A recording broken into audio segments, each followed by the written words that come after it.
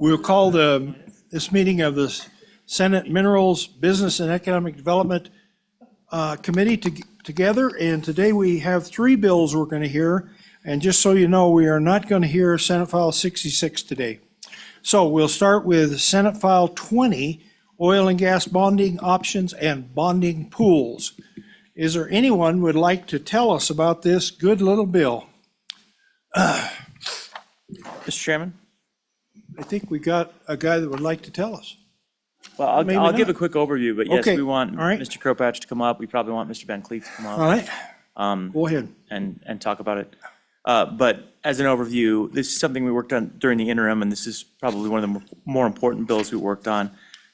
We'll hear from our small operators, from Mr. Van Cleef, about challenging change to federal rules for bonding on federal lands and on oil and gas operations, where they raised the blanket bond to $500,000, and then they substantially increased the per foot bond for all of the oil and gas wells to the point where it's basically useless for a small operator to try and operate on federal lands in the state of Wyoming once this goes into effect in a couple of years.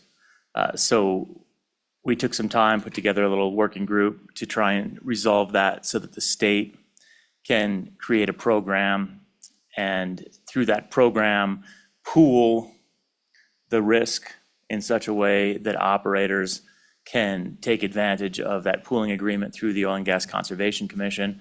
And in doing so, rather than all of them having to have the $500,000 blanket bond or pay exorbitant fees to a bonding company, they can have reasonably assessed fees and continue to operate. So this is the product of that work. And what it does, and we can walk through it in a minute, but what it does is it has two different options. One is to have OGCC develop a bonding pool mechanism using internal resources, and there's a lot of details on how it would operate. And then the other, which is the primary or first try, would be to work with private industry, third party, because there are entities out there that we engaged with that could offer a very effective service. And so pooling that together, working through the OGCC and offering that product where the OGCC would effectively serve with a bonding pool backstop as the underlying resource that backs the operation that this private entity would use to ensure. So that's the overall theory, and a tremendous amount of work went into this. We had great participation by a working group of stakeholders, met, I don't know, probably 5 times to work on this bill, and it's in great shape and honestly does great things. I'll just pause there and we can walk through the details in a bit, but I know Director Kropatch would probably like to talk to it, and Mr. Van Cleef in the back of the room was a member of the working group, and I know he wants to provide some testimony on it also and was instrumental in drafting it. All right, thank you, Senator Rothfuss. Would you like to tell us about this?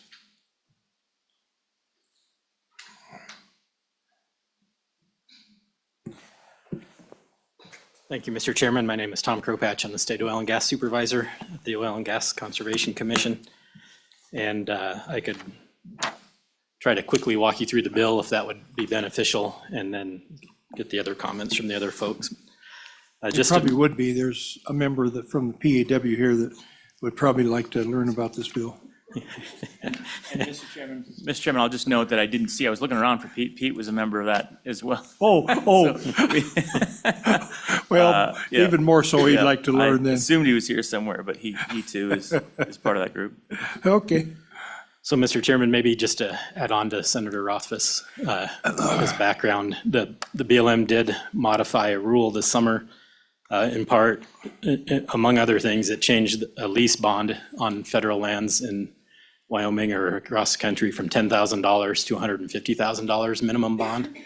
And it changed the statewide bond that an operator could post for the BLM from $25,000 to $500,000 minimum bond. And so when we did comments on the rulemaking, we calculated in the accounting of that it would essentially be more than the revenue of at least 25% of the small companies in Wyoming. And so most of those companies would have no option to post that bond. And the bonding market for those companies is pretty difficult to try to get a surety bond. You usually have to post full collateral, and so you might as well post a cash bond or some other form. And so they wouldn't be able to just go at some smaller rate and post the bond. They'd actually have to put most of that money up in cash. And so, as Senator Rothfuss said, we had a work group formed during the interim that looked at this. And I can walk you through some of the bill here and the main points to try to speed this up. So starting on page 2 at the top, the bill requires the commission to do rulemaking to put these statutes into place and to operate the bonding pooling program. On page 2, line 8 there, it's promulgate all rules necessarily to implement the program. And the big part in that section is that the program is voluntary. So no operators would be required to participate in this program. They could go out in the private market and secure their own bonds if they want to, just like they do today.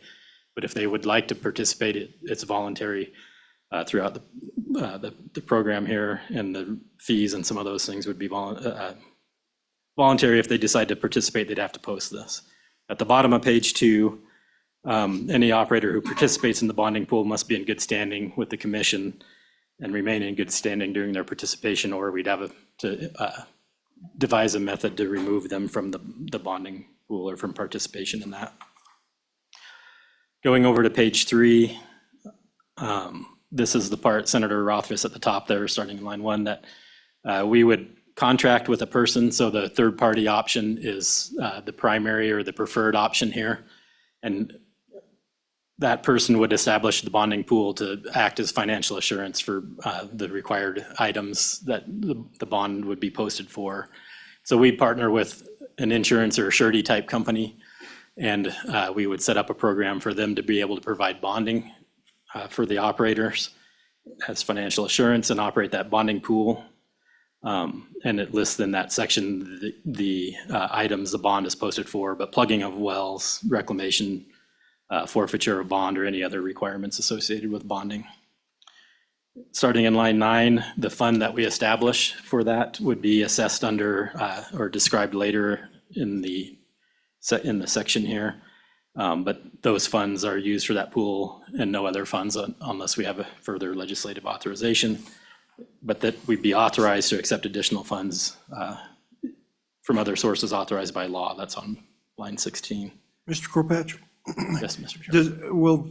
will these bonds apply for the federal bonds or just the state and private?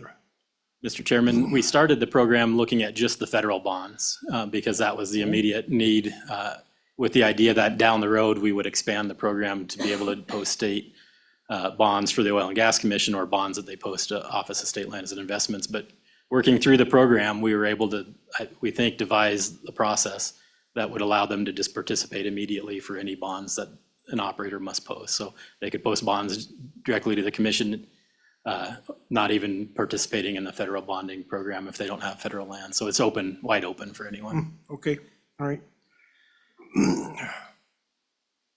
Thank you. Mr. Chairman, on page 3, line 19, that's the section where if we cannot come to an agreement with a third party, if we can't get, if it's impractical or we determine it's just not feasible, then the commission could operate their own financial assurance pool and provide that financial assurance for operators who need to secure bonds.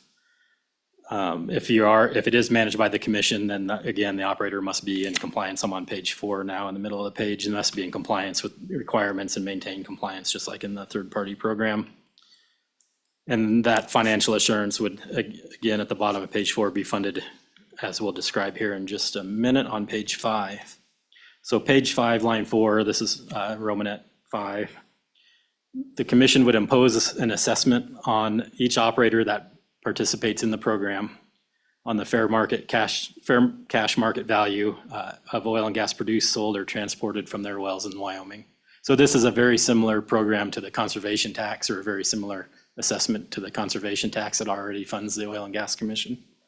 And in fact, it's the exact same type of tax assessed. That tax, as you can see on line 9, it begins on July 1st, 2025, and ending on June 30th, 2030. That tax is actually assessed at 0 mil. And then beginning July 1st, 2030, the commission could impose that tax up to 0.5 mil. And Mr. Chairman, we set that at 0. And one part that's not clear in this statute, I think, to me, and maybe we need to think about potential language about this, is the initial bonding pool would be seeded by funds that are unexpended at the commission currently. And so there's approximately $45 million that the commission has that could be seeded into this financial assurance fund for operators who want to participate at the beginning and would not have to impose this tax for 5 years. And then after that, we would determine, based on rulemaking, at what level that tax, after the July 1st, 2030 date, what level that tax should be imposed upon. So you'd move to 0 mills beginning July 1st, 2030? Is that correct? Mr. Chairman, we start at 0 and we could adjust it up from there up to 5 mills starting on that July 1st, 2030 day. But up until July 1st, 2030, there would be 0 mil tax as a 0 mil tax. Other questions? And so, Wait a minute, one more question. Excuse me, Mr. Chairman, just briefly, the source of that 45 million? Mr. Chairman and Senator Nethercott, the source is really two funding sources from the commission. If you remember, a handful of years ago, there was a fight for operatorship, as it was called, in the state of Wyoming, and so there is a significant amount of fees that were paid to the commission that are unused in our course of business, and so there's some funding from that could be put into this financial assurance pool, and those are all fees paid by the industry, so it would, go back towards the industry.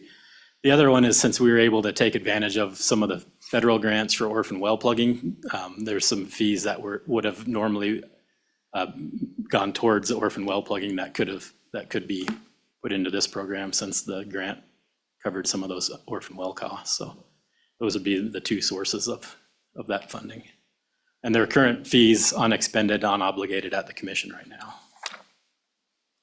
And so, Mr. Chairman. Mr. Kopach, this is on any and all oil and gas wells, including orphan wells? Mr. Chairman, this would be on only the existing wells for an operator who voluntarily decided to participate. The orphan wells have no production, so there wouldn't be any fee imposed on those. So it's just on their production from their well. Okay. And again, only on an operator who voluntarily participated in the program. But Mr. Chairman, what isn't maybe extremely clear in the way the statute is written is that that 45 million would come from commission unexpended, unobligated current funds at the commission. We talk about we could spend some funds in here, but in places it says if the tax is insufficient, then we could expend some of those funds. But I think we'd want to maybe make it clear that there is that source of funding. Mr. Chairman, the rest of that part, Romanet 5 there, just talks about the funds shall be put in the commission's account and accounted for separately, only to be expended for the bonding pool or this financial assurance. And then, Mr. Chairman, at the bottom of 5 on line 22, it does state there then that if those funds, if that 0.5 mil levy is insufficient to satisfy any obligations of the bonding pool, then the commission may also expend any unexpended and unobligated funds available in the account established by Wyoming Statute 30-5-116B, and that is the account for the commission related to our conservation tax funding. And so in those two sections, it just wasn't clear to me, I think, that we are going to initially seed that account, that financial assurance pool, with the $45 million at the commission. Mr. Chairman, page 6, line 6, again, the only thing those funds can be expended on would be related to the bonding and the reasons the bonds are posted. At the bottom of page 6 there, it authorizes the commission to enter into agreements with the United States agencies to provide for doing that same work that the bond is posted for, but without forfeiture of the bond. So if we could have an agreement with one of the federal agencies that said, they have orphan wells that need to be plugged, and we could look at those and go plug those, instead of having that federal agency forfeit the bond, the state would be allowed to go do the work without bond forfeiture. So we wouldn't necessarily have to pull funding out of the financial assurance pool to cover the forfeited bond. We could just go plug the wells or do the work that would be required to be done under that bond. Yeah. And I just wanted to echo, this is an important point. The bonds are often substantially higher than what the true cost of plugging and abandonment would actually be. And the way it works with BLM forfeiture is they forfeit the entirety of the bond, and then in theory, BLM will come along and repair it, but the entire bond is forfeit. So the intent of this, which hopefully could be carried out, would be to enter into agreement where the state just basically says, look, we'll take care of it rather than forfeiting the bond. We would like to be responsible for the plugging and abandonment. And at that point, it would be a tremendous difference in terms of the potential for distribution out of the surety fund. Pennies on the dollar practically. So that would be an absolute win. We don't know whether that could be done, but that's an aspiration that would be very much worth trying to get accomplished. Mr. Chairman, just to tier on to that, in some cases, the bonds are posted for other things that the BLM can, if an operator doesn't pay royalties to the BLM, they can forfeit the bond and use that to make themselves whole related to royalties, as an example. And so there may be scenarios where we just want, we don't want to make those up. The bond should just be forfeited or could just be forfeited, but it would give us the ability to evaluate that scenario and decide whether or not we'd want to participate. And we've had initial discussions with BLM, and they think that a program like that could be implemented, in at least for certain aspects of the reasons the bond would be forfeited for example, the plugging of the wells. Well, are there a lot of those abandoned wells that have bonds that we could secure, like you're talking about? And the abandoned wells? Mr. Chairman, most orphan wells have some bond related to them. In some cases, they're fully bonded, in some cases they're not. It's just, a specific scenario for each well. But the BLM also has other options that they can go utilize to try to get the wells plugged, and not just full bonding. So,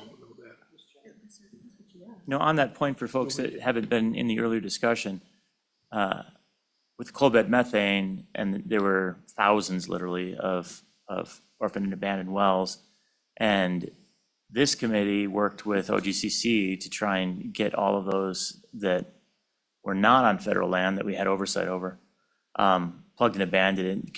What were the numbers on that in the end? I think we basically got finished, or at least we're very near finished on all those thousands. What were the numbers on that? Mr. Chairman, Senator Rothfuss, the commission's plugged roughly 7,000 orphan wells in the last decade. Most of those were the coal bed methane wells.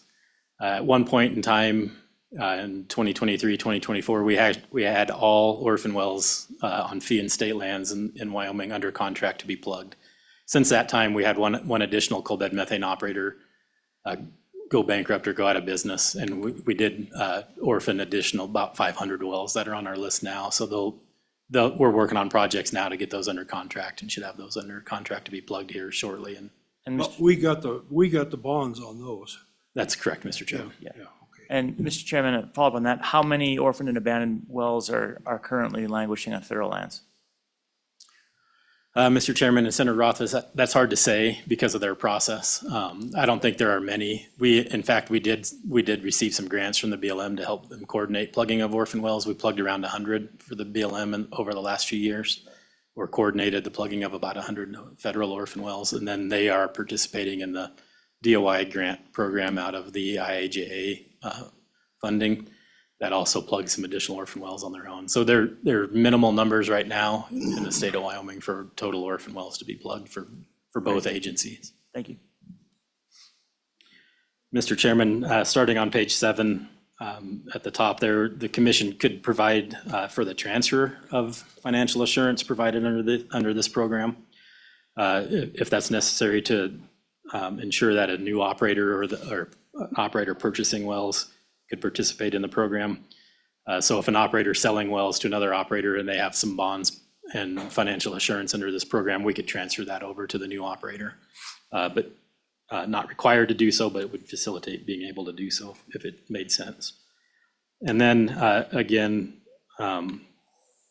they have to remain in good standing in that regard. Yes, Mr. Kropatz, wouldn't that be up to the bonding agency more than to us?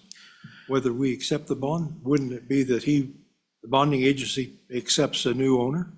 Mr. Chairman, we would be contracting with that bonding entity, and so we could help define the terms of when those should transfer or when they should not, and participation may require in certain cases, or we may want to require the transfer because the state would be providing some of that financial assurance, or we'd be managing that financial assurance pool that surety company or the bonding entity would be relying on to be able to issue those bonds. I think we'd be able to dictate some of those terms of transfer or not. Okay, thank you. At the bottom of page 7 there, Mr. Chairman,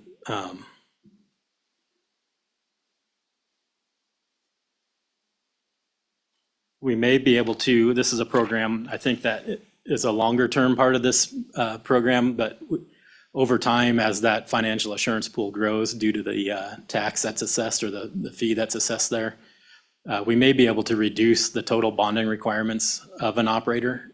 So the idea here is that the financial assurance program provides a self-bonding entity for the state, for all the operators within the state. And at such point in time that we have enough funding in that financial assurance pool, then we could require less bonds of the operators up to the point potentially of, maybe no bonding, because there'd be this fund that could cover any of those types of liabilities on the back end. And so that takes longer to accomplish, but it's there. I think the benefit of that would be the industry could have less funds tied up in bonds and more funds to be able to put towards activity out in the field and towards drilling or operations. And again, longer term analysis there. But if that were to come to fruition, it requires that the commission conduct a risk analysis to ensure, going into page 8, that the operator, that the risk an operator does not satisfy the requirements, does not increase, or that it doesn't impair the condition of the overall financial assurance pool, bonding pool,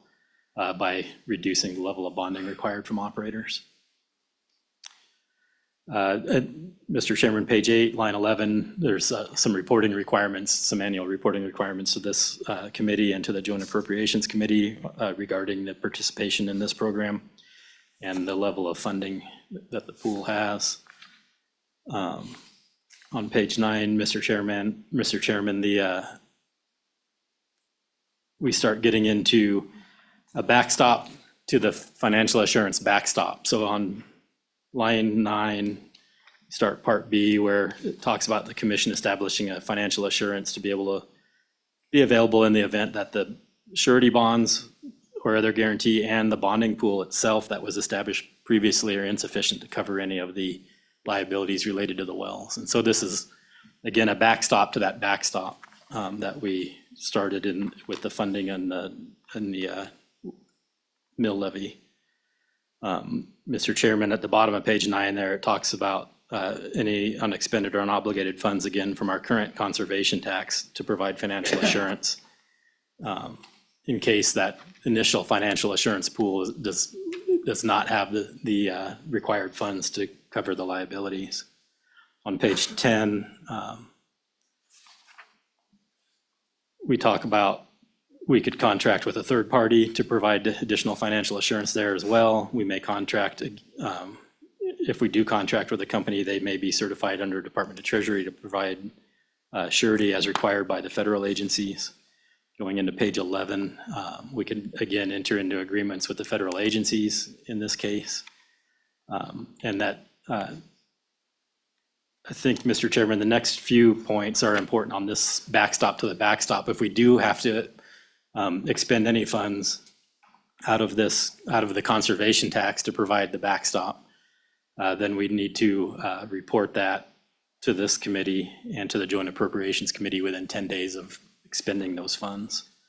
And I think the discussion in the interim, Mr. Chairman, was if we've already gone through the initial financial assurance pool and now we're relying on the conservation tax to cover, we're doing this backstop to the backstop, then there's maybe an issue with the way the program is operating, and we need to look at redoing some of those initial requirements of the program itself. Mr. Chairman,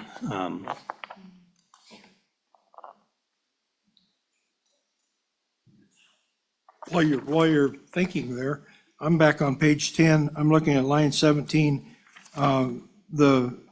We're certifying under the U.S. Department of Treasury and the Bureau of Fiscal Service. What's that? Is that a, Mr. Chairman, those are requirements of the federal agencies in accepting a surety bond. The companies that write the surety must be certified under one of those under the U.S. Treasury Department or that Bureau of Fiscal Service to actually issue sureties that are acceptable to the U.S. agencies. So it's just complying with the requirement. If the BLM were to accept a surety bond, for example, that bond would have to be written by an organization that had been certified under one of those federal agencies.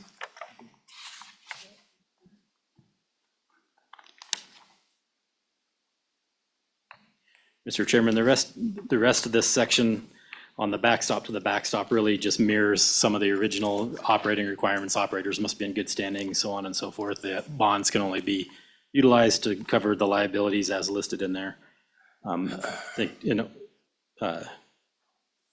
order to speed this up, we'll skip through most of that and get to page 13. And the rest of the language in the bill is really conforming language.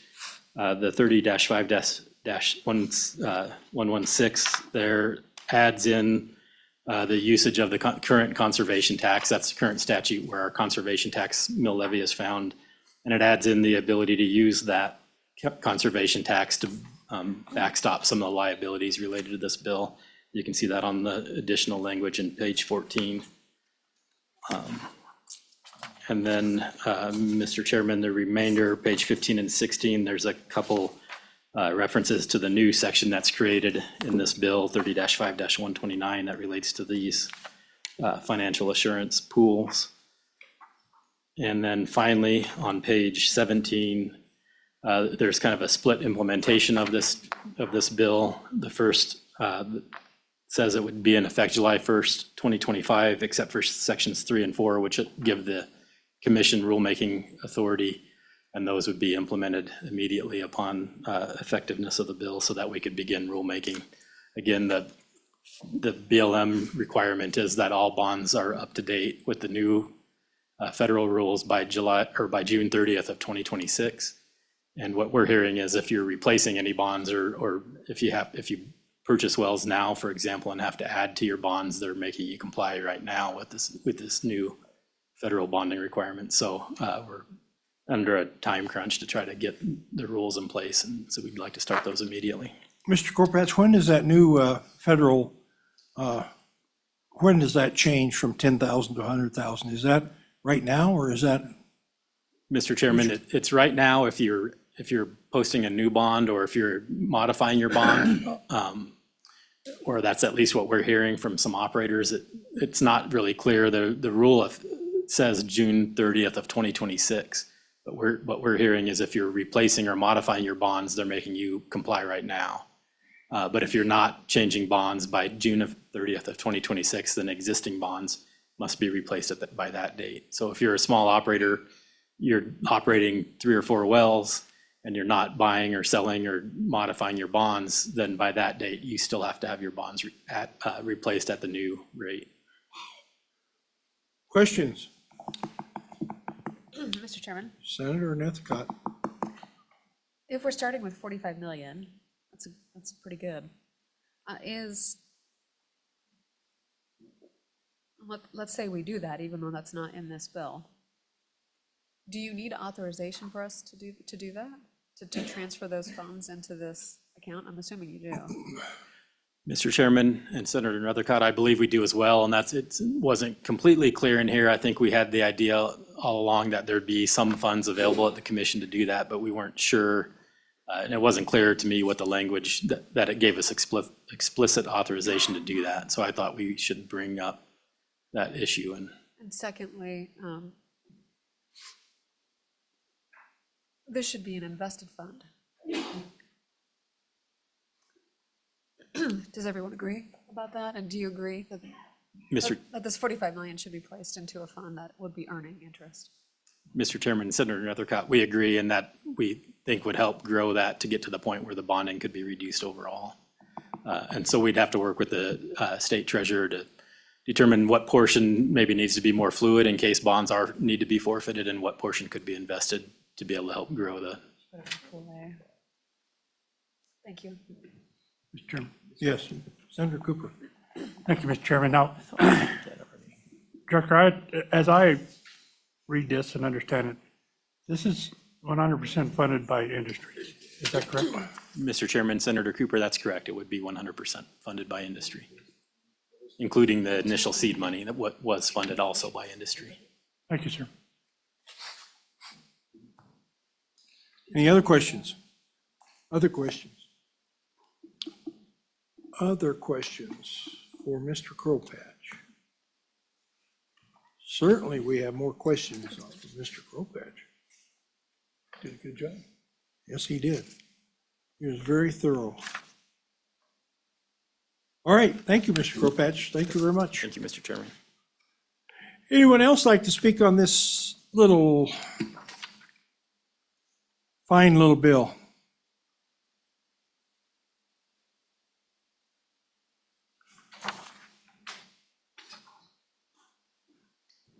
Thank you, Mr. Chairman.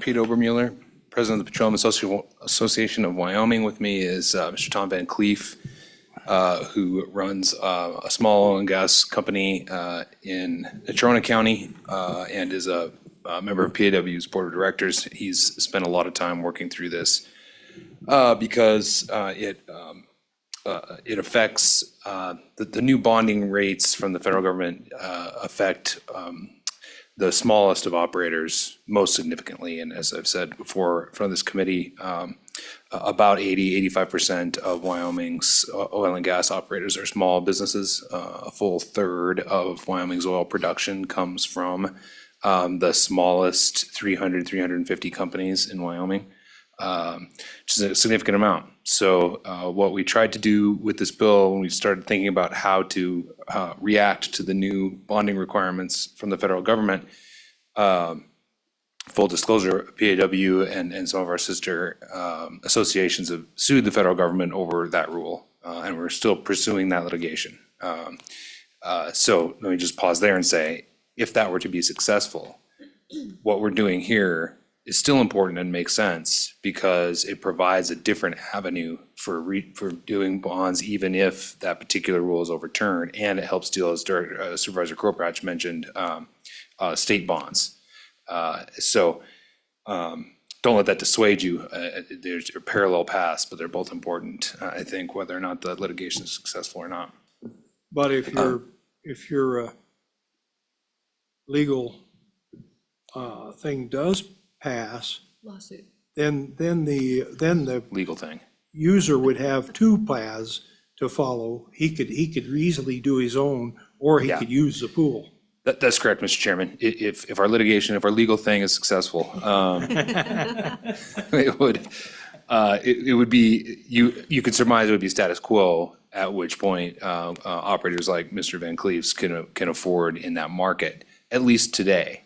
I don't think it can be oversold how difficult the bond market is, particularly for small operators, even in the case of the bond is status quo. It's just harder and harder to get bonds. So this idea really is just a pretty big paradigm shift in how we think about dealing with the requirements of P&A and reclamation at the end of life.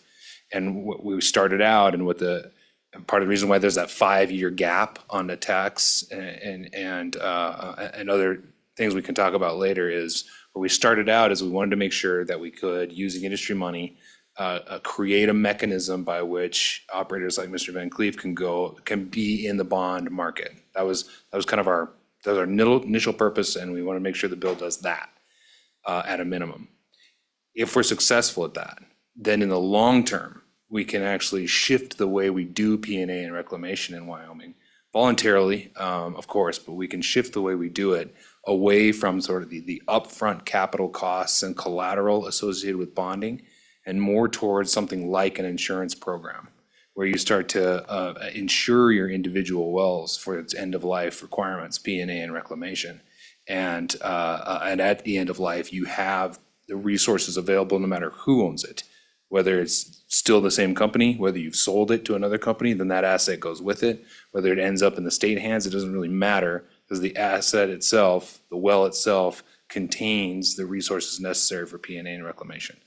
That's a super long-term goal. It wasn't initially what we started out here. But if we're successful at 1, and then if we're successful at 2, it's an entirely new model for P&A and reclamation that, to my knowledge, no one else is looking to do on a statewide level.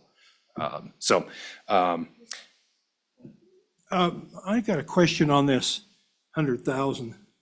It seems to me like we talked about so much per foot and that kind of thing for bonding a well for the state. Are the feds saying 100,000 for any well, if you're 10,000 feet or 20,000 feet? Yep, It's Mr. Chairman. 100,000? Thank you, Mr. Chairman. I turn it over to Mr. Van Cleef. He can talk extensively about that. Mr. Chairman, ladies and gentlemen, yes, the feds have taken, here in Wyoming, the Oil and Gas Commission uses about $10 a foot for plugging and abandoning. So for my 8 wells that are 2,500 feet down into the 10 sleep, I'd be on the hook to plug them all, could do every bit of it for $200,000. I got 2 leases. They consider that a statewide lease.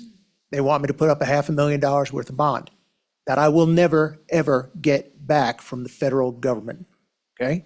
With this program, we can plug those wells.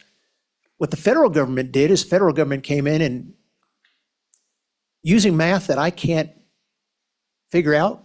And the caveat is, yes, I'm an oil and gas guy now, and I'm an ex-fighter pilot. But I went to the 3rd best engineering college in the world, down at Colorado School for Wayward Boys at the Air Force Academy. UW is number 1. UW is absolutely number 1 in all aspects. Go Josh. But I can't figure out, and some of the big brains that we have that we get to work with can't figure out how the feds came up with numbers that were $187,000, I think it was $187,000 per well.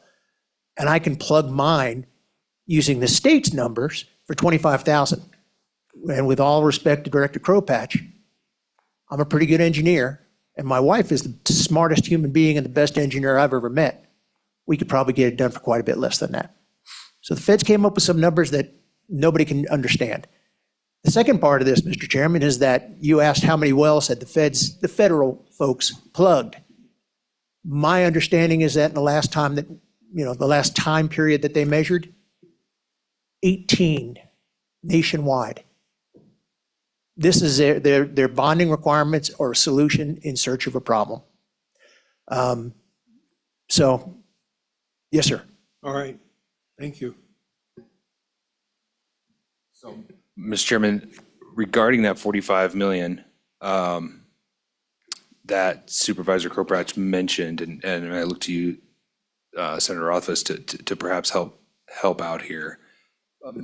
My view of it, I could understand why we might want to have clear language in there. And I'm just working through this with you right now, actually.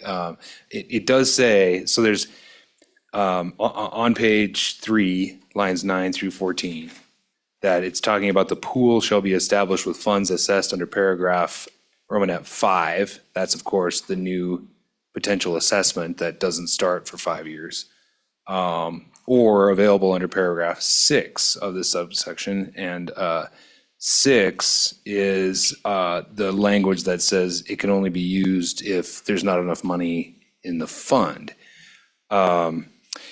So then you scroll all the way down to page 10, lines 8 through 13, and this is talking about what Supervisor was talking about, the backstop to the backstop.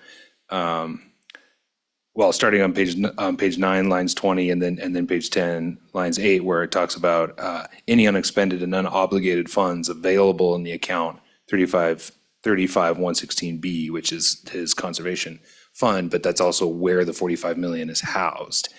And then it says that again. So I think all of us sitting in this room understand that to mean he has the authority to use that $45 million. It just doesn't say that outright. So I think that's what he was talking about, and I guess that does warrant a little discussion with the committee. We'll get it managed. Okay. And Mr. Chairman, yeah, that is exactly the language that we worked on to get to the point where any unexpended or unobligated funds are available to start this, and thought that was the most prudent approach legislatively to provide that flexibility. If Director Kropatch needs that tweaked in a way to be a little bit more explicit, we can, we're happy to oblige. We want to make sure that he feels comfortable. Great. Mr. Chairman, Yes, go ahead. was it the subcommittee's intention to put that authorization on page 10, Romanet 3? No, that's the other one. Yeah, because it's not. So that's the backstop to the backstop funding, and that is the conservation fund, which has traditionally been our backstop to anything. So we're basically saying that the conservation fund will backstop the risk pool that we're establishing, because we need a final surety to provide effectively a guarantee. And that then gets us much better ratings when it comes to establishing these financial instruments. And so we should be able to dramatically bring the cost down when we work with a counterparty, which is the primary goal. And it also helps all of our operators that are working with the pool. If they're working with bonding and they have this financial backstop, then they're in a much better position as well. So that page 10 is the backstop to the backstop. The page 3 and 5 are our risk pool. Mr. Chairman, I think the one I'm going to ask the director to focus in on, because it's the director who has to be compliant with law and the legislature for the use of those funds, to authorize those use of those funds, which were fees collected for a different purpose. And so we will need to provide language to the director to authorize the repurposing of those funds for this purpose. I believe that should be on page 3, line 9, or paragraph A. And so we'll do that, but to the director, we need more specific language, and I think you started to provide it of the commission's unobligated and uncommitted funds from that statutory source of the conservation tax, but you had other fees for that 45. So we need to make sure that we capture those other two sources of funds, because on page 10, you're allowing yourself to use funds from the conservation tax to contract with another vendor to assure financial compliance. So it's a whole separate issue, authorizing your use of funds for that. So I need language for those two other sources of 45 million to authorize you to start this fund. Mr. Chairman? Yes. And to address that point, if on line 11, where we say under paragraph 6 of this subsection, if we didn't end that sentence and we captured the actual language on page 6, any unexpended and unobligated funds available in the account established under WS 35-116B, I'm pretty sure that is then the explicit authority unambiguously that that is an acceptable source of seed funding. I'd look to Director Kropatch on that. Maybe he needs to catch up with me on that. The question is, does that statute include those sorts of funds? Mr. Chairman and Senator Nethercott, the account in that statute does contain the funds from the fees as well, but there is a separate statute that assessed the fee. So I'd have to look up the actual statute number, but I could provide that as well if we think that'd be more clear that, or if, So, Mr. Kropatch, you'll get that to us so we can put that in on the floor? yes, We don't Mr. need to do it right now, Committee do of the we? whole. Probably not. But if you can get that to us, exactly what that is, we'll get you the authority to use it. Although, Mr. Chairman, for this, where we're establishing the seed funds for it, I don't know that we would need the fee side for this paragraph, because we just need the unexpended and unobligated funds that are in the account. And I believe everything we're looking at is an unexpended, unobligated fund that's in the account. So I think it's sufficient to just add that language that we see at the top of page 6 into page 3, line 11 explicitly, and then it's unambiguous. Yeah, we can do that as standing committee. And Mr. then- Chairman, I would just say if you wanted to, it's not necessary, I don't think, but if you wanted to belt and suspender it to make sure that it was just the fees and the items that the supervisor said, you could say up to 45 million, unexpended or unobligated. Okay, You perfect. want to say more than that? You trust us on that. I inherently. Reason it wasn't in the first. Okay, Mr. Kropatch, you'll get that to us, and we'll do that as a standing committee amendment to clear it up, right? We need a whole amendment. Well, we can add it now, that language, and then see if we need, give some thought to whether we need to tweak it in committee of the whole, but I think that language probably takes care of it. That's what you think, but I don't know what Mr. Kropatch thinks yet. So we'll see. What do you think, Mr. Crowell? Mr. Chairman, I agree. I think you could just move some of that, copy that language over, and I think it would work. You're gonna double check. Okay. Thank you, Mr. Kropatch. Yes, Senator Cooper. I'd like to say I really appreciate the brilliant technical and legal minds down on the other end, but I'm going to go back to the roughneck side of this for just a minute. If we don't do this, how many potential orphan wells are we looking at in Wyoming? How many people are going to walk away because of the lack of funding, lack of bonding? Mr. Chairman, Senator Cooper, you have 470 small operators. They look just like me. They can't afford bonding. As Pete said, they produce about 30% of the oil and gas, okay? Some of those wells, as you know, sir, some of my wells, I make a lot of water. I'm a water company that sells oil. Some of those wells are also pumpers out there with a bucket every day, getting 4 or 5 gallons out of it. And that adds up, and that's worth doing. But you will lose the bulk of those 470 small operators and all of those wells. You'll lose 15,000 or 1,500 households will have no income. And the potential is the state will take a 15% haircut in your budget. Okay? How many orphan wells? A lot. I don't have a specific number. But there's a lot of impact, and there's a lot of people that would be impacted by this. The beautiful part about this bill is not only does it allow us to keep those operators and keep those wells moving, but because it's transferable, it allows us to continue to have those wells operate and continue to work on behalf of the people of the state of Wyoming. Follow. Mr. Chairman. Yeah, go ahead. Thank you, Mr. Chairman. As we move into this bonding pool and we actually have to assume liability for some of these wells, who retains ownership of those leases? Does this pool retain ownership? And do they have the ability to reassign that, hopefully to keep these wells pumping?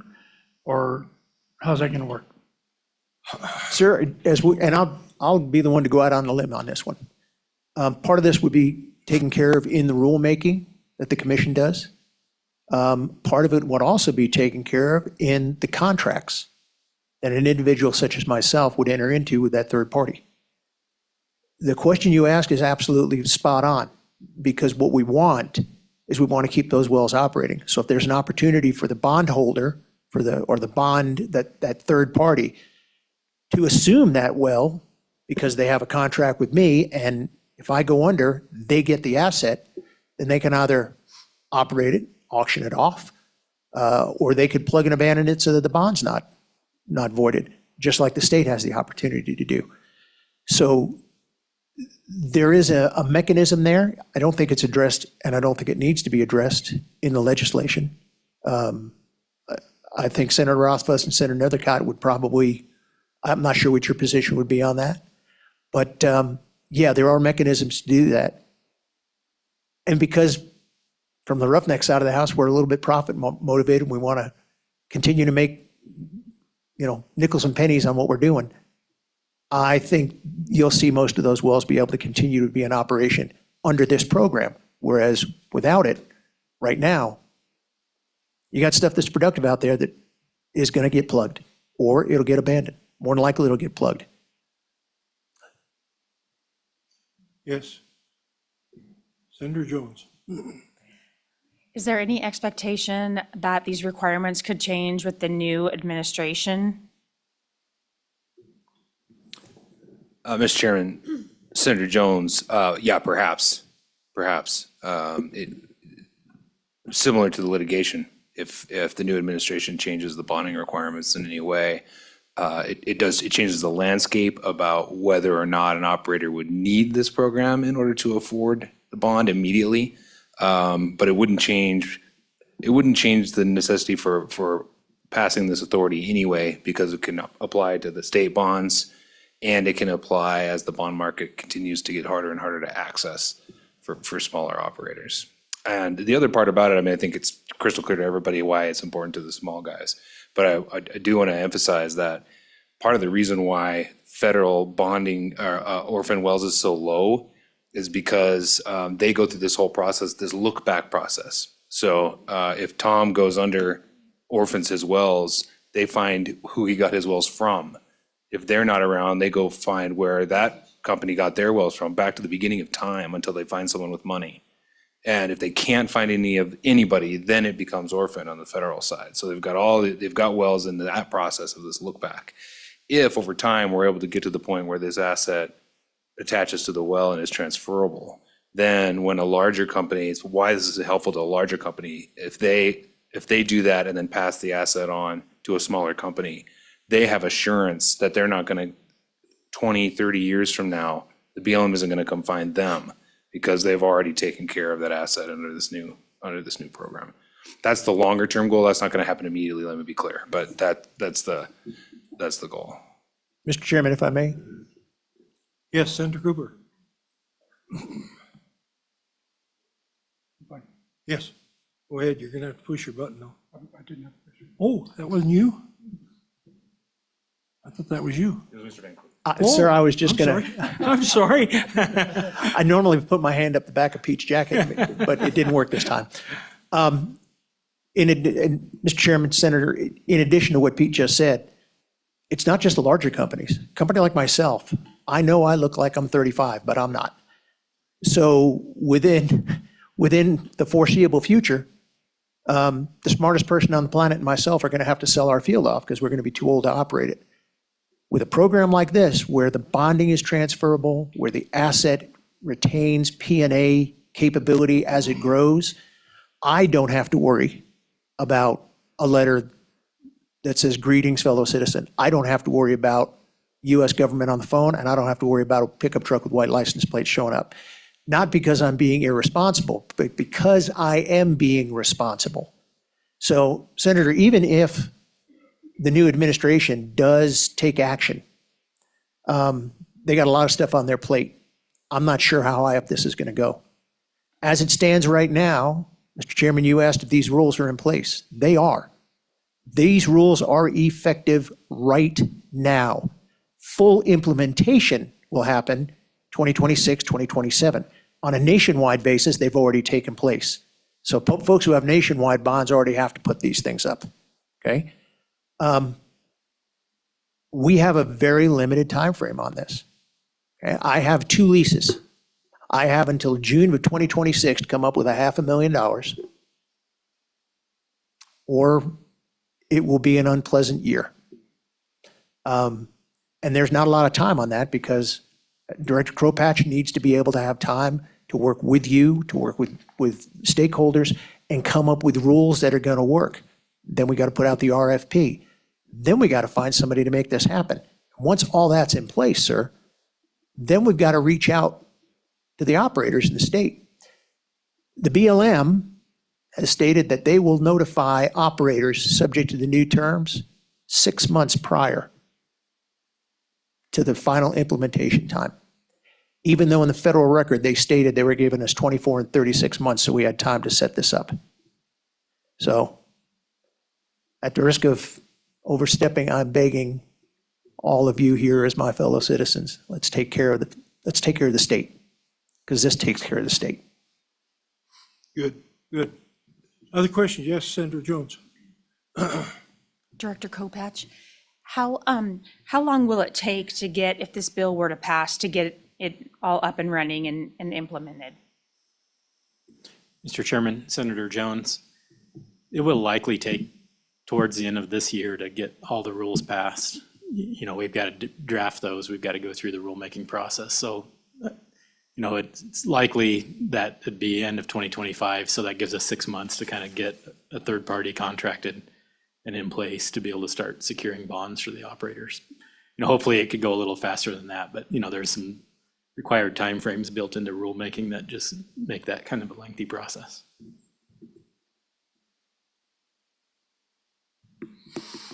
All right. Go ahead, Pete. It was your floor. Are you done? I think I'm done, Mr. Chairman. Everybody's handled it for you.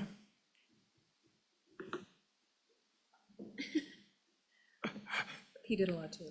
Yeah, well, he did, yes, he did. All right, well, Thank you, Mr. Chairman. thank you. Thank you for your testimony, all of you. Pete looks a little tired because he's a inauguration guy. Yeah, he did the big party up there. All right, anybody else to talk to us about Senate File 20? Senate File 20. Please state your name. Good afternoon, Mr. Chairman and members of the committee. My name is Lexi Darty. I am representing Americans for Prosperity. I don't want to speak for too long or be repetitive, but I do want to express our support for this bill.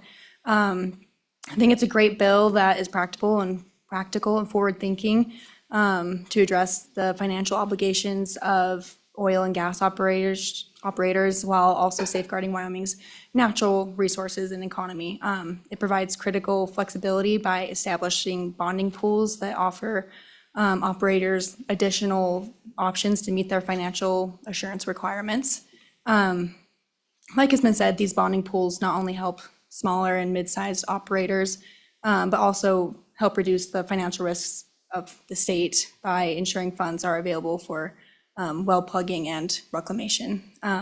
This legislation promotes responsible energy development by balancing industry needs with environmental accountability. It also strengthens Wyoming's position as a leader in innovative and sustainable resource management practices. So with that, I thank you for your time and consideration and stand for any questions. Lexi, who did you say you were with? Americans for Prosperity. Oh, okay. Okay, any questions for Lexi? Any questions? Any questions? Hearing none, thank you. Thank you for guys. your testimony, Lexi. Anyone else? Anyone else? Anyone else in the room? We've got two on Zoom. So anyone else from the room? No one else from the room? Sue, are we ready with the ones on Zoom? There's no Zoom participants for this bill. Oh, They're for 65. they're 65. Okay. Thank you. All right, none from Zoom, then we'll close public testimony. And committee, what's your pleasure? Moved by Cooper. Seconded by Jones. Give it a moment. Does anybody want to have a amendment or anything? Yes. Or any changes? Yes, Mr. Chairman. You want to have an amendment that Kropatch will agree to? Yeah, I do. Mr. Chairman, Yes. on page 3, line 11, after subsection, insert the language, including any unexpended and unobligated funds available in the account established under Wyoming Statute 35-116B. Second. Include any unexpended or what? It's on page 6. Yep, you can read it on page 6, lines 2, 3, and 4. So including any, you'll see that on line 2, any unexpended and unobligated funds available in the account established under Wyoming Statute 35-116B. Question. Any discussion? Any discussion? Sue, do you have that amendment? Yes, Mr. Chairman, thank you. You got it better than I did then, huh? Good, good. Hearing no discussion? It's not going to Question- be funded. Questions being asked, all in favor, signify by saying aye. Aye. All opposed, same sign. Okay, we did that one. Is there any more to do? That'll do. Mr. Kropatch will get back to us with Yep. how good that was. Gold stars for all. No others? All right, we'll move on the bill then. And in this case, Chris, I'm gonna have them roll call. Okay, Yeah, I think that's suitable. yeah, Roll call, Mr. Chairman. roll call, Mr. Chairman. call. Yes, roll call. Mr. Chairman, this is a roll call for Senate File 20. Senator Cooper, Aye. Senator Jones. Senator Nethercott, Aye. Senator Rothfuss, Aye. Chairman Anderson. Aye. Mr. Chairman, 5 ayes. So that bill passed the Senate Minerals Committee. Just squeaked by, Senate File 65. Do we have time for another one? 2:15. Mr. Chairman, we have time for Senate File 95. We do not have time for Senate File 65. Let's move Based on right their on to content. 95 then. What do you say? Yeah, and maybe just tell everyone that's here for 65 that we're sorry and they can go. And I guess they left. They are already walking out. Yes, they're yeah. already walking out. Okay, Senate File 95, Special Purpose Depository Institution Amendments. Do you want to tell us what that's all about? I do, and I see that we've got Jeremiah from Division of Banking here that can talk about it as well. But this is legislation that we put together during the interim through the Blockchain Select Committee. It relates to banking statute, and therefore we couldn't bring it directly, so we individually sponsored it. This bill effectively does three things. The first thing that it does is provide a mechanism for converting a special purpose depository institution to a trust, and that is the first about third of the bill that we see, and we can go through the details and talk to the banking commissioner about that. The second purpose of the bill is providing some revisions to how a special purpose depository institution operates, and you'll see that if we start on page 6. These Speedy Banks, and recall, these are financial institutions, Speedy Banks, that can provide fiat banking services like a traditional bank that we're used to, as well as custody digital assets such as cryptocurrencies. And this is a unique financial institution chartered in the state of Wyoming, nowhere else. One of the requests as we've had companies enter this space is changing some of the limitations on who can and can't access it and providing a more consumer-friendly or customer-friendly approach. So this extends and expands the access of those that would be able to do business with Speedy Banks based on what their charter looks like, as well as what we see on page 6. Previously, we had a minimum deposit amount of $5,000. We changed that to $1,000.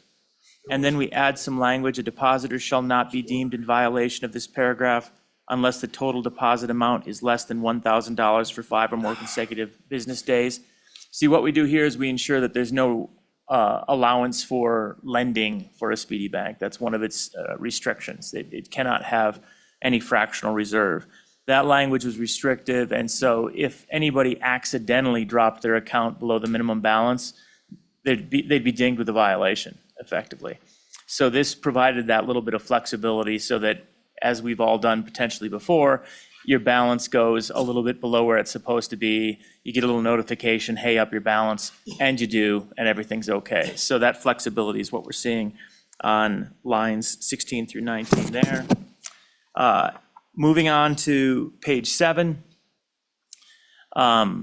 This gets into requirements for capitalization and a request by our banking commission to change the way we structured that, adding that no special purpose depository institution may be chartered without a paid up surplus fund of not less than 20% of its legally authorized capital stock and undivided profits in an amount not less than 3 years, et cetera. And I believe that was conforming, we can ask the commission, but I believe that was conforming with how we interact with our more traditional chartered banks. And then one of the repealers is relevant as the third change. When we established the special purpose depository institution, we tacked on a 0.2 of a mil fee, which was a special supervisory fee that only applied to Speedy banks. Traditional bank charters don't have this 0.2 of a mil fee. We've taken testimony over the last couple of years that the fee structure that the Division of Banking uses is sufficient without that 0.2 of a mil. And the Speedy banks were basically feeling like they were having to disproportionately pay extra fees. It also affects regulated trusts that supervise or custody digital assets. And so based on that testimony, we revoked that fee, and basically at that point, fiat dollars and digital assets are equivalent in terms of their handling under statute from a regulatory fee standpoint. So that's the bill. Those are the three things it does. And we've got Mr. Kaufman, who is a member of the Select Committee, and he has a lot of expertise on special purpose depository institutions. He's interacted a lot. And we've got Mr. Jeremiah Bishop, who's the Division of Banking Commissioner. And of course, I should point out, we've got my dear Senator Nethercott, a longest standing member of the Blockchain Select Committee and Task Force, one of the founders. Her heart. Bless her heart. I have a question on that change from $5,000 to $1,000. Gee, that's kind of a low threshold, isn't it? So, Mr. Chairman, that's an individual account. So when you set up an account, like a checking account, typically those accounts often have minimum balances that you have to have in place. But I am going to wager that you don't have a checking account that requires you to have $5,000 minimum. Typically, you'll have something which is rational, like $500, $1,000 without fees or something along those lines. So that was the kind of pushback we were hearing, is $5,000 was too high. There was a request that we eliminate it, but this came into the issue about these are institutions that can't under any circumstance lend. So that means that you can't have overdraft protection in place. And so our concern was, if we took it to zero, in the absence of the legality of overdraft protection, you would be having violation after violation where you were no longer complying with that law, because they couldn't just bounce it. They would effectively be covering it temporarily and in violation of statute. So we left in place a minimum, but we took that minimum down to a more manageable number, $1,000, and that seemed to thread the needle. It isn't perfect, but since we've got these conflicting interests, that was the solution we came up with. Okay, any other questions for the presenter? Other questions for the presenter? No, hearing none. Okay, do we have somebody that wants to speak on this fine little bill, Senate File 95? Oh, who's going to handle Senate File 20 on the floor? I'll do that. That's Rothfuss.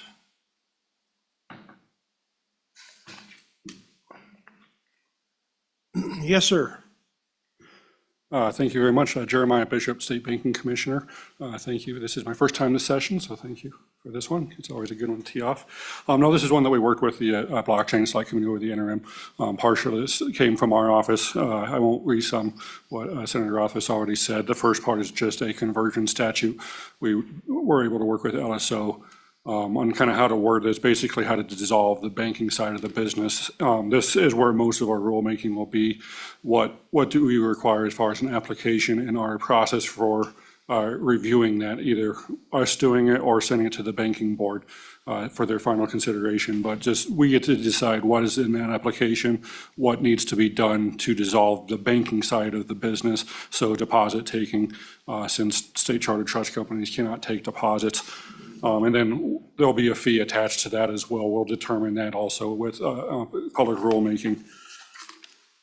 The second half of this is, I think, very summed up. I think that one of the more important parts, Chairman answering your question with the $1,000, I think one of the more important parts also is this 5 days.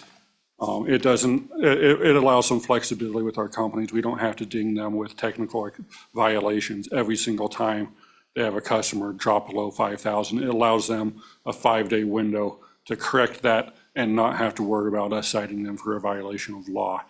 The change to capital, like Senator Rothfuss said, this came from us. This is a technical change. It's not changing the dollar amount required to charter one of these. It's more of an accounting change of what sub-capital account that goes into. Having that 3 years operating expenses go into undivided profits, that's just more aligned with how accounting works. And also, that is the exact same as for traditional banks. Having it the way that it is now has created some admin work every year on us that is unnecessary. But we have to do it just because of some other sections of law in our rules. So this will hopefully simplify things a little bit.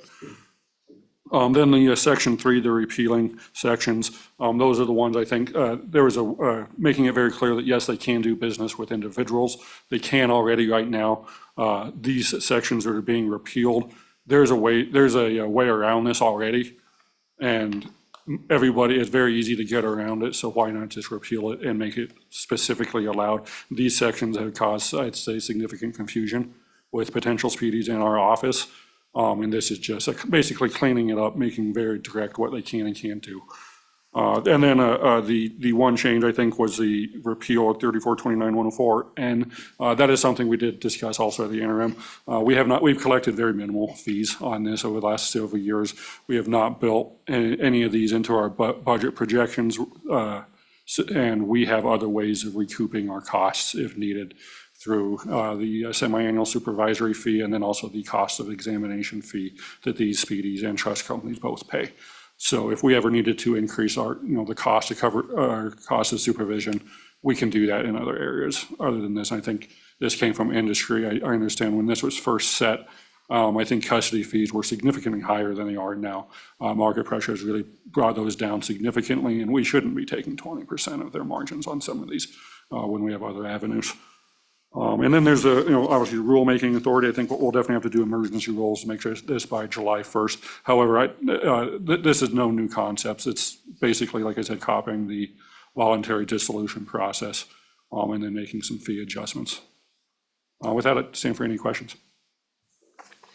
Questions for Jeremiah?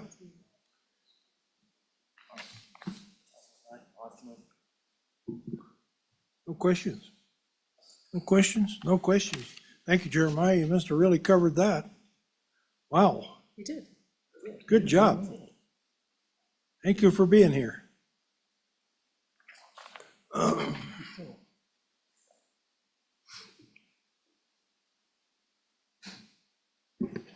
Good afternoon, Mr. Chairman, members of the committee. My name is Matt Kaufman. I'm a partner with Hathaway and Coons here in Cheyenne, Wyoming, and also a governor appointee to the Select Committee alongside Senator Nethercott and Senator Rothfuss. Mr. Chairman, I just want to make a few comments because I was part of the working group that worked on this draft legislation during the interim and wanted to echo a few of the comments from the commissioner. I've been fortunate to be in a position to work with several of the SBDIs that have come through this chartering process and many that are examining the option of choosing Wyoming as a domicile now. And to echo the comments of the commissioner, these are some common things that come up. There's a lot of states that have attempted and are attempting to mimic Wyoming's SBDI legislation. We still have a clear lead in my estimation, but obviously with a new friendly presidential administration, there's a lot of movement happening and a lot of people moving on this industry very quickly. In my view, these changes are really simple, as Commissioner Bishop stated.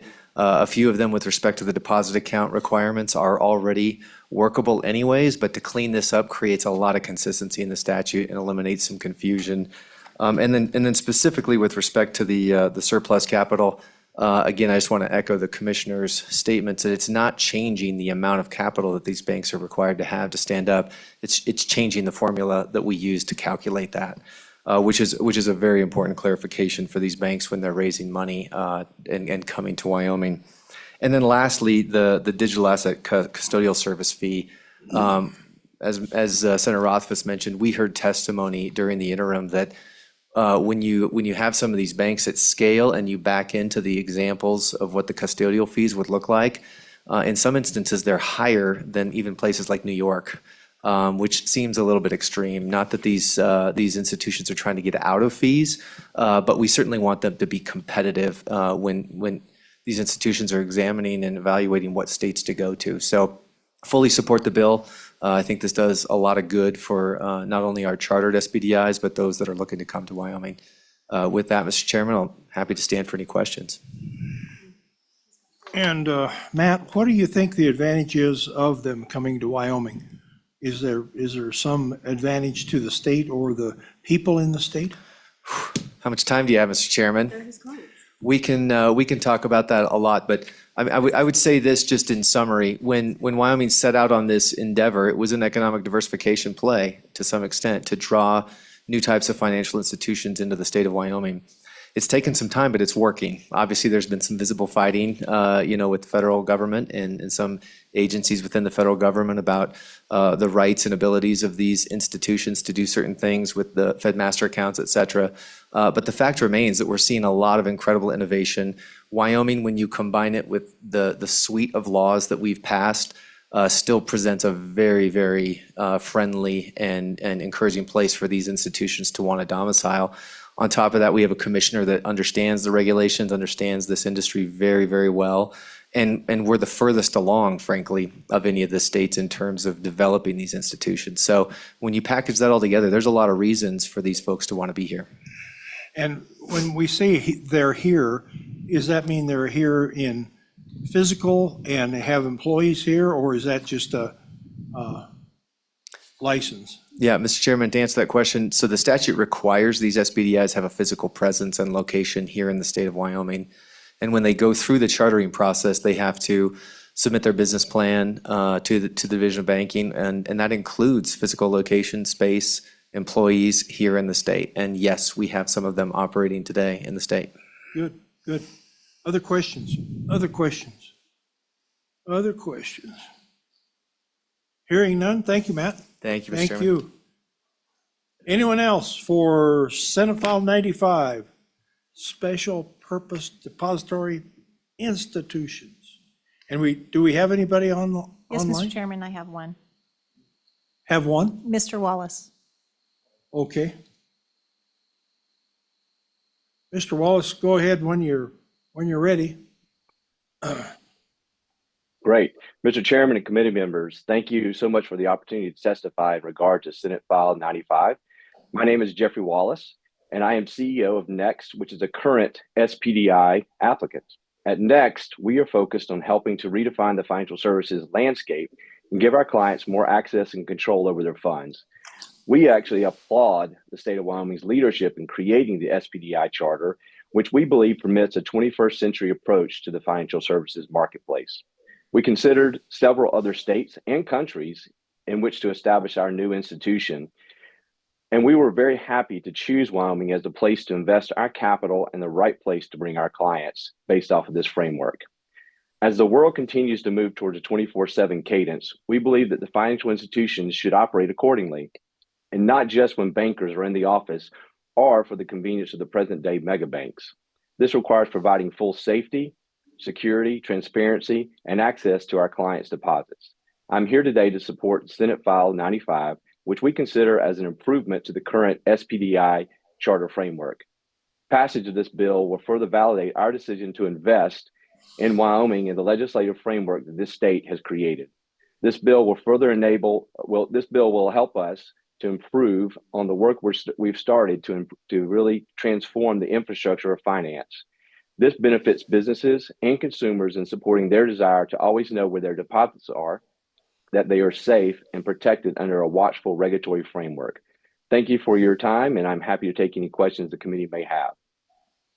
Thank you, Mr. Wallace. Any questions from the committee?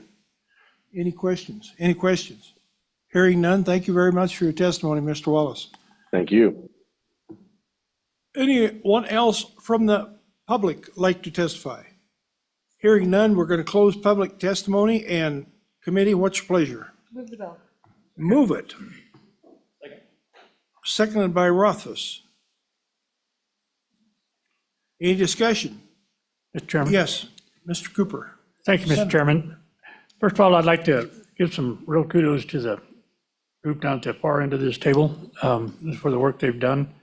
Us old dinosaurs don't necessarily understand a lot of this type of work, but I can see the growth that's coming to Wyoming as we're bringing new manufacturers and and new industry into the state and what kind of opportunity this offers for them.